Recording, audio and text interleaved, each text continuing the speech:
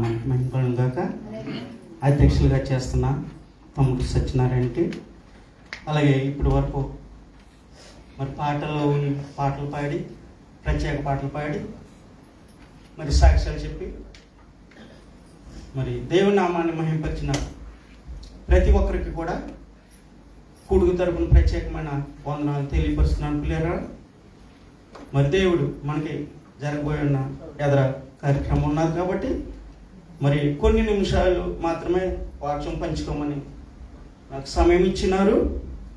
మరి ఆ సమయం కొలిది నేను వెళ్ళటానికి దేవుడు సహాయం చేసేటట్లు ప్రార్థన జ్ఞాపకం చేసుకుంటున్నారా.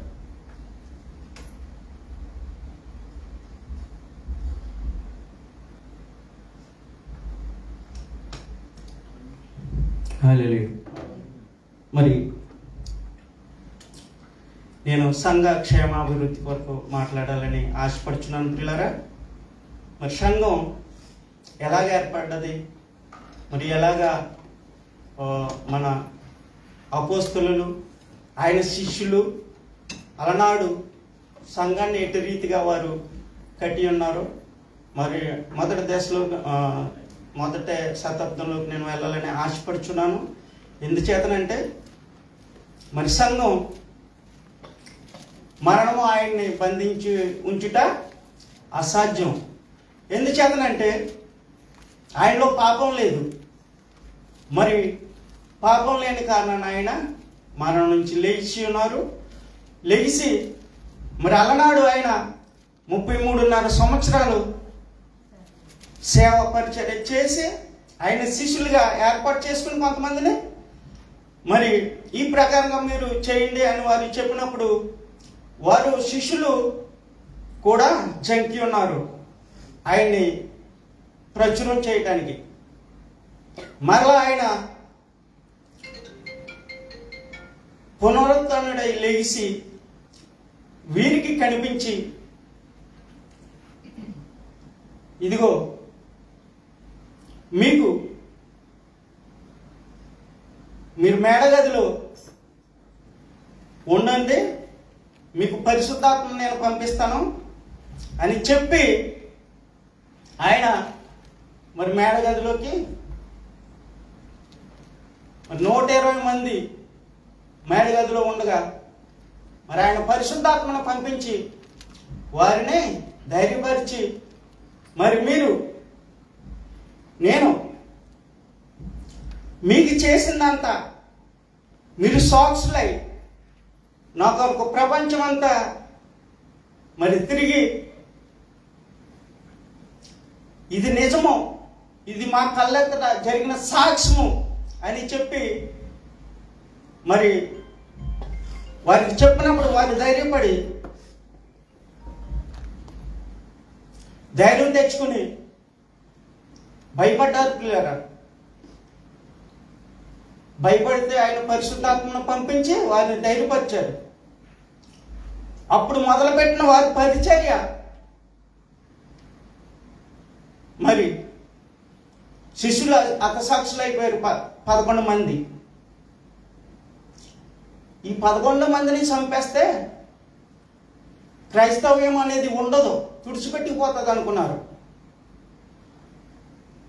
మరి వారు ఉండగానే ఒక అతన్ని కలుపుకుని 12 మంది శిష్యులు, ఇస్కరియోతు యూదాకి బదులుగా ఇంకో మత్తయి గారిని సీట్లు వేసి 12 మందిని చేసి వారి పరిచర్య, పరిశుద్ధాత్మను ఎప్పుడైతే పొందుకున్నారో వారి పరిచర్య మరి ప్రపంచం అంతా ప్రభావితమైంది ప్రియులారా.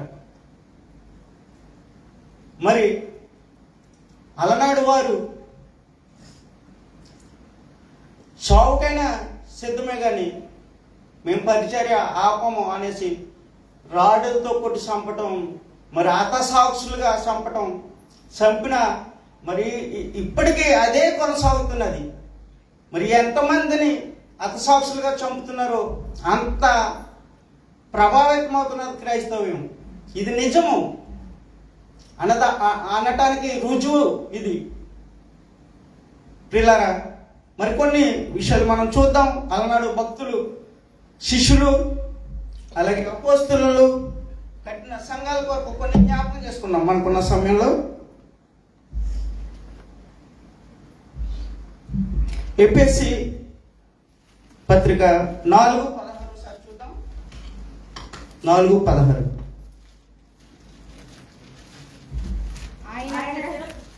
ఆయన శిరస్సై ఉన్నాడు, ఆయన నుండి సర్వ శరీరము చక్కగా అమర్చబడి తనలోనున్న ప్రతి అవయమును తన చెప్పున పని చేయుచుండగా ప్రతి కీలు వలన కలిగిన బలము చేత అతుకబడి ప్రేమయందు తనకు క్షమాభివృద్ధి కలుగునట్లు శరీరమునకు అభివృద్ధి కలుగజేసుకొనిచున్నది. సరిపడుతున్నారు. మరి ఆయన శిరస్సై ఉన్నాడు, సంఘానికి ఆయన శిరస్సై ఉన్నాడు. ఆయన నుండి సర్వ శరీరము చక్కగా అమర్చబడి, సర్వ శరీరం అంటే ఇక్కడ పాటలు పాడేవారు, ఇక్కడ వాయిద్యాలు వాయించేవారు, ఇక్కడ మరి పెద్దరికం కమిటీ, ఆయా రీతిలుగా సర్వ శరీరము చక్కగా అమర్చబడి ఉన్నది. కానీ ఆయన దీనంతటిగా ఆయన శిరస్సై ఉన్నాడు. ఆయన శిరస్సై ఉండి మనల్ని అందరినీ ఏర్పాటు చేసుకుని ఆయన సంఘాన్ని అభివృద్ధి చేసుకోవడానికి ఆయా మరి తలాంతుల ద్వారా బిడ్డలను ఏర్పాటు చేసుకుని దీనంతటికి ఆయన శిరస్సై ఉన్నాడు. సంఘం అభివృద్ధి కలుగు చేయి కొనిచున్నది. ఇటు రీతిగాను మరి దేవుడు ఎవరికి ఇచ్చిన వారి తలాంతులను సంఘంలో మరి చక్కగా దేవుని సంఘాన్ని ముందుకు తీసుకువెళ్ళటానికి, అభివృద్ధి పడటానికి ఆయా తలాంతులు అందరికీ ఇచ్చాడు పిల్లారా. మరి ఆయనే శిరస్సై ఉన్నాడు. మరి అలాగే ఇంకొకటి చూద్దామా, ఎఫెసీ 4:29 కూడా ఒకసారి చూద్దాం. 29. వినువారికి మేలు కలుగునట్లు అవసరం బట్టి క్షేమాభివృద్ధికరమైన అనుకూలమైన పలుకుడి కానీ దుర్భాష ఏదైనాను మీ నోట నుండి రానియకుడి. చూసారా, వినువారికి మేలు కలగాలంట మనం ఆడే మాట ఎదట వారికి. చాలా జాగ్రత్తగా ఇక్కడ మన ఎఫెసీ సంఘానికి చెప్తున్నాడు పౌలు, వినువారికి మేలు కలిగినట్లు అవసరమును బట్టే క్షేమాభివృద్ధికరమైన అనుకూల వచనమే పలుకుడి కానీ దుర్భాష ఏదైనాను మీ నోట నుండి రానియకుడి. సంఘంలో ఇది ప్రాముఖ్యమైన మాట. పౌలు గారు ఎఫెసీ సంఘానికి మరి చెప్తున్నాడు, చాలా జాగ్రత్తగా మాట్లాడాలా. మనం మాట్లాడితే ఎదరవారికి క్షేమాభివృద్ధి కలగాలంట. చూసారు పిల్లరా, అటువంటి క్షేమాభివృద్ధికరమైన మనం అటు రీతిగా పలకాలి. సంఘంలోను మన నోటంటూ వచ్చే మాట చాలా జాగ్రత్తగా మాట్లాడాలి. మరి అలాగే రోమాపత్రిక 14:19 కూడా ఒకసారి చూస్తారా. 19. కాబట్టి సమాధానమును పరస్పర క్షేమాభివృద్ధి కలుగు వాటినే ఆసక్తితో అనుసరింతము. కాబట్టి సమాధానమును పరస్పర క్షేమాభివృద్ధిని కలుగు చేయు వాటిని ఆసక్తితో అనుసరింతము. మనం దేని మీదంటే ఆసక్తి కలిగి ఉండాలి, క్షేమాభివృద్ధిని ఆసక్తితో, సమాధానమును క్షేమాభివృద్ధిని కలుగు చేయి వాటిని ఆసక్తితో అనుసరింతము. సంఘంలో మనము సంఘక్షేమం కొరకు మరి సమాధానం కొరకు పరస్పర క్షేమాభివృద్ధి కలుగు చేయి వాటినే ఆసక్తితో అనుసరింతాము. మరి వీటి అందే మన మనసు ఉండాలి కానీ మరి వేరే వాటి మీద ఉండకూడదని ఇక్కడ రోమా సంఘానికి రాస్తున్నాడు పిల్లారా. మరి అదే ఇంకోటి చూద్దాం. రోమా 15:1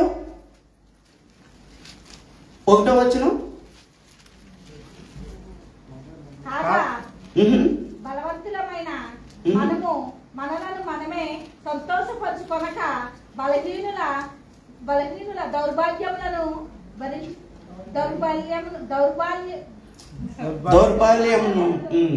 భరించుటకు బద్ధులమై ఉన్నాము. సరిపదు పిల్లారా. మరి మనము కాగా బలవంతులమైన మనలను మనమే సంతోషపరచుకొనక బలహీనులను దౌర్బల్యములను భరించుటకు బద్ధులమై ఉన్నామంట. మనము బలవంతులమై ఉన్నాము. ఎందులోను మరి ఆత్మానుసారమైన బలవంతులమై మనం ఉన్నప్పుడు బలహీనతలో ఉన్న వారి కొరకు, ఒకసారి మళ్ళీ చదువుదాము. కాగా బలవంతులమైన మనము మనలను మనమే సంతోషపరచుకొనక, మనము ఆత్మీయమైన బలంలో ఉన్న ఆత్మీయకరమైన బలంలో మనం ఉన్నప్పుడు మన బలం చేత మనమే సంతోషపరచుకోకుండా బలహీనుల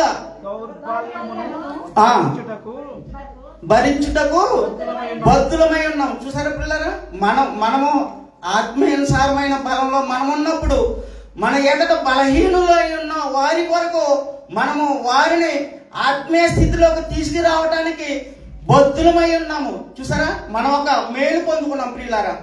నేను ఒక సంఘంలో మేలు పొందుకున్నాను.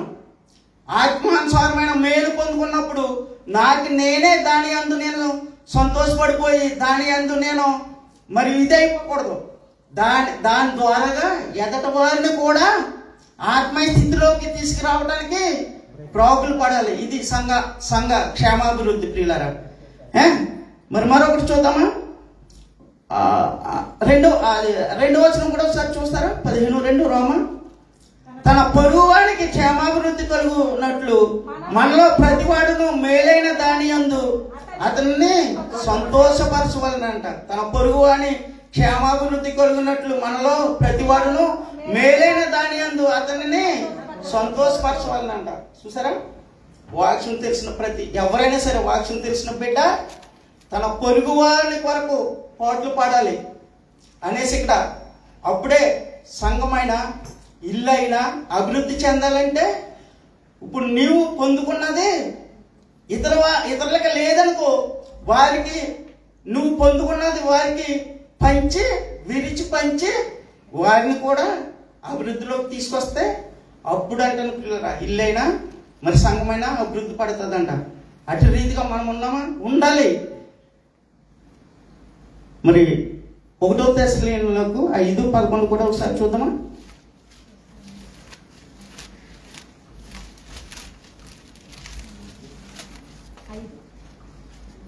5:11. కాబట్టి మీరిప్పుడు చేయించున్నట్టుగానే మరి ఒకరినొకడు ఆదరించి ఒకరినొకడు క్షమాభివృద్ధి కలుగజేయుడి. కాబట్టి మీరిప్పుడు చేయుచున్నట్టుగానే ఒకరినొకడు ఆదరించి ఒకరినొకడు క్షేమాభివృద్ధి కలుగు చేయుడి. ఎవరికి? తెస్సలోనికీయులకు రాసిన సంఘానికి పౌలు గారు రాసిన వాక్యం ఇది. వాళ్ళు ఆల్రెడీ అదే పనిలో ఉన్నారంట. కాబట్టి మీరిప్పుడు చేయించున్నట్టుగానే, అంటే వాళ్ళు ఆల్రెడీ క్షేమాభివృద్ధి చేసుకున్నారు సంఘాన్ని. అటు రీతిగానే మీరు ఇప్పుడు చేస్తున్నారు. ఇంకా కడవరకు కూడా ఇదే కొనసాగించండి అనేసి పౌలు గారు వాళ్ళకి చెప్తున్నాడు పిల్లరా. ఒకరినొకడు ఆదరించి ఒకరినొకడు క్షేమాభివృద్ధి కలుగు చేయుడి అనేసి సంఘాన్ని బలుపరుస్తున్నాడు అక్కడ. అలా ఆల్రెడీ ఆయన ఆ సంఘానికి సంఘాన్ని కట్టి అయినా సంఘాన్ని నడిపిస్తున్నాడు. వాళ్ళు ఆయన చెప్పినట్లుగానే నడుస్తున్నారు. దీన్ని ఎప్పుడు కూడా కొనసాగించాలని ఒక బలపరుస్తున్నారు పౌలు గారు అక్కడ. మరి 1 కొరింథీ 14:26 కూడా చూద్దామా? ఇది మన అంశం ఏంటంటే పిల్లరా, సంఘాన్ని ఎలాగ అభివృద్ధి చేసుకోవాలి. ఎందుకంటే ఒక సంఘ సేవకుడు కాదు, మరి సంఘ పెద్దలే కాదు. ఎందుకంటే దేవుడు ఎవరికే తలాంతి ఇచ్చాడో ఆ తలాంతు ప్రకారంగాను. నేను ఇందులోకి వెళ్ళే ముందు ఒకసారి నేను చిన్న మాట జ్ఞాపకం చేస్తాను. ఎందుకంటే మోషే గారు నెత్తివాడి పిల్లారా, మరి ఆయనకి ఇంత కాల్పాలాన్ని నేను ఎలాగ నడిపించగలుగుతానని ఆయన బాధపడుతుంటే మరి ఆయనకి సహాయకులుగా ఎవరినిచ్చాడు? అహరోను మిర్యామును కూడా ఇచ్చాడు. మరి వాళ్ళు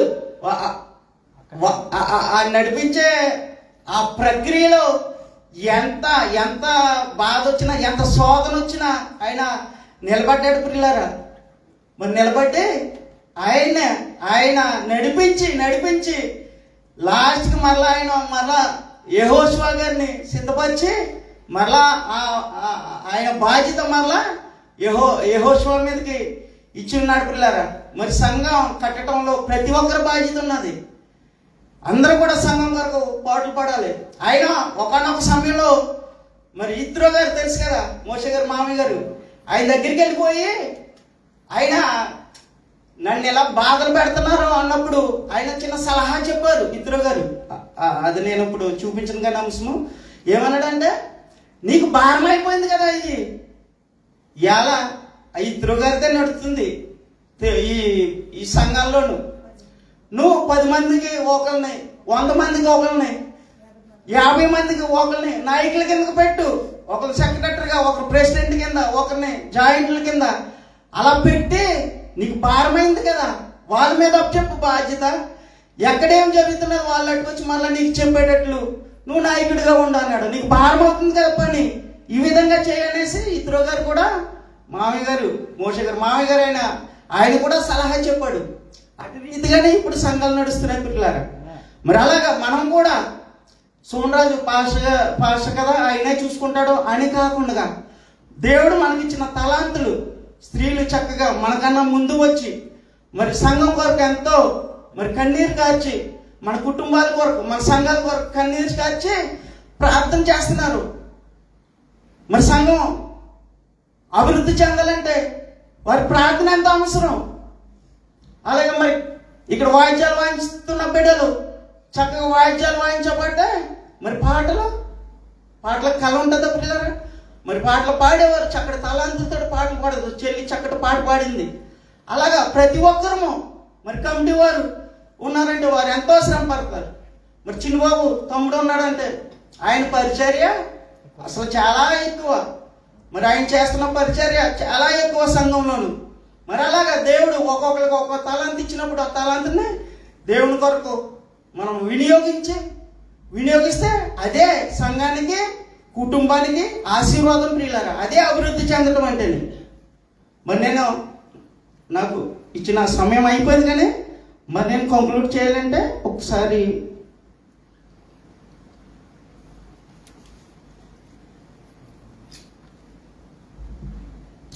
అపోస్తల కార్యాలు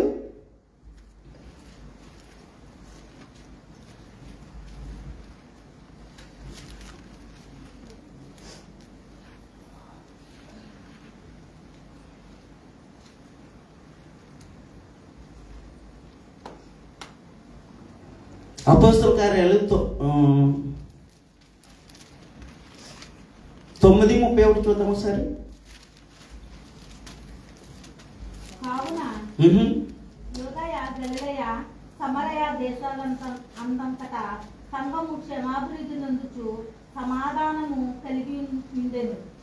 మరియు ప్రభునందు భయమును పరిశుద్ధాత్మ ఆదరణ కలిగి నడుచుకొనుచు విస్తరించుచుండెను. సర్వత్రా కావున యూదయ, గలిలయ, సమరయ దేశములందంతటా సంఘ క్షేమాభివృద్ధి నొందుచు సమాధానం కలిగి ఉండెను. మరియు ప్రభువునందు భయము పరిశుద్ధాత్మ ఆదరణ కలిగి నడుచుకొనుచు విస్తరించుచుండెను అంట ప్రియులారా. మరి చూసారా, వారు ఆ 12 మంది కూడా అక్కడి నుంచి జెరూసలేం నుంచి ఆ మేడగది నుంచి స్టార్ట్ అయిన వారు మరి యూదయ, గలిలయ, సమరయ దేశాలందంతటా తిరిగి మరి విస్తరణ కొరకు పాటలు పాడారు, సంఘాభివృద్ధి కొరకు పాటలు పాడారు. మరి ఆ కాల ఒకసారి 1:15 కూడా ఒకసారి ఆ కాలమందు ఇంచుమించు 120 మంది సహోదరులు కూడి ఉండగా పేతురు వారి మధ్య నిలిచి ఇట్లా నేను చూసారా, పేతురు గారు మరి పరిశుద్ధాత్మ పొందుకున్న తర్వాత మరి నిండిన వారని ఆత్మ వారికి వాక్శక్తి అనుగ్రహించను. 2:4 చూద్దాం. అందరూ పరిశుద్ధాత్మతో నిండిన వారే ఆత్మ వారికి వాక్శక్తిని అనుగ్రహించిన కొలది అన్య భాషలతో మాట్లాడసాగిరంట. మరి ఒకసారి 2:41 చూసినట్లయితే, కాబట్టి అతని వాక్యము అంగీకరించిన వారు బాప్తిసము పొందిరి.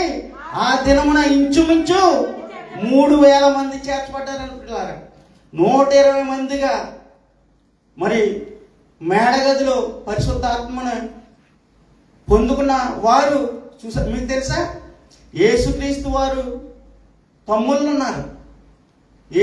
యేసుక్రీస్తు ప్రభులు వారు మరి ఆయన బ్రతుకున్న రోజుల్లో వారు తమ్ముళ్ళు ఆయన మాటను అంగీకరించలేదు. తర్వాత ఎప్పుడైతే ఆయన చనిపోయాడో అప్పుడు అంగీకరించి పరిశుద్ధాత్మని పొందుకుని వారు కూడా అంగీకరించినట్లుగా ఇక్కడ వాక్యం తెలియపరుస్తున్నది. మరి 120 మందిగా ఉన్నవారు మరి 3000 మందిని చేర్చబడి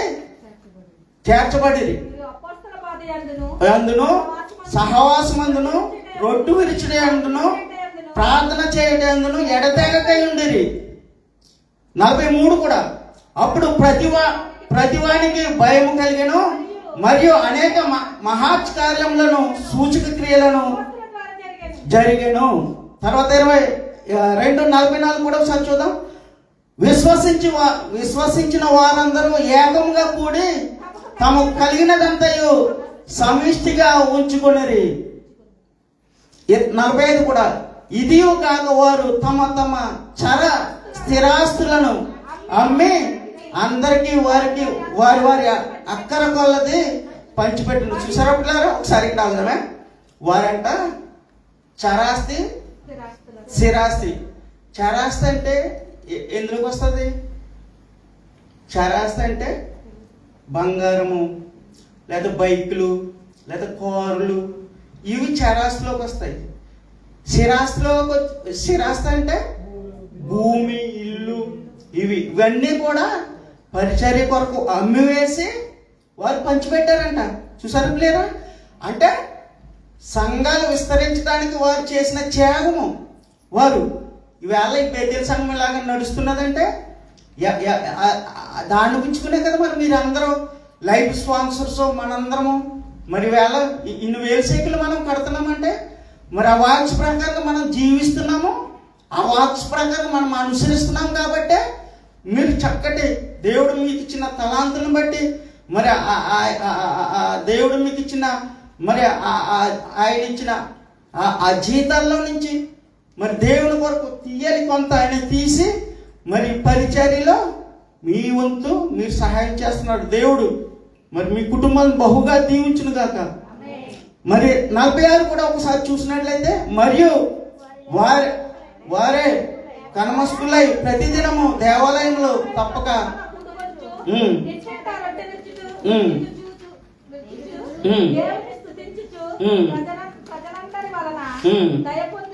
దయ పొందిన వారే ఆనందంతోను నిష్కపటమైన హృదయముతోను ఆహారము పుచ్చుకొనుచుండిరి మరియు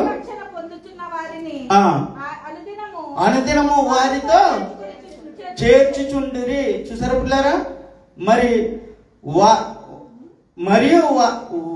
వారేక మనస్కులై ప్రతిదినము దేవాలయంలో తప్పక కూడుకొనుచు ఇంటింట రొట్టె విరుచుచు దేవుని స్తుతించుచు ప్రజలందరి వలన దయ పొందిన వారై మరి ఆనందంతోను నిష్కపటమైన హృదయముతోను ఆహారము పుచ్చుకొనుచుండిరి మరియు ప్రభు రక్షణ పొందుచున్న వారిని అనుదినము వారితో చేర్చుచుండిరి. ఇది సంఘం చేయవలసిన పని.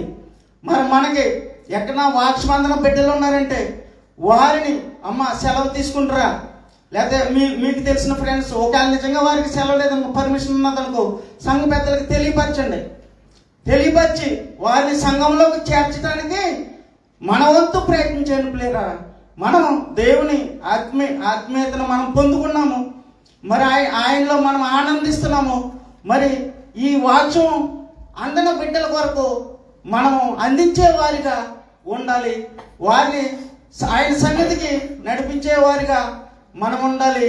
ఇట్టి కృప క్రిస్టియన్ బేతేల్ చర్చిలో ఉన్న మనందరి పైన సదాకాలము తోడైండును గాక. సంఘం కొరకు మరి ప్రతి ఒక్కరు కూడా ఇట్టి రీతిగా ఆదిమ సంఘం ఎలాగైతే వారు కష్టపడ్డారో అట్టి రీతిగా మనందరం కూడా ఈ సంఘం కొరకు కష్టపడి మరి అనేక ఆత్మలను రక్షించుటకు మరి పాలిభాగస్తులు కావాలని ప్రేమతో మనం చేస్తూ ఈ కొద్ది మాటలు దేవుడు దీవించి ఆశీర్వదించును గాక.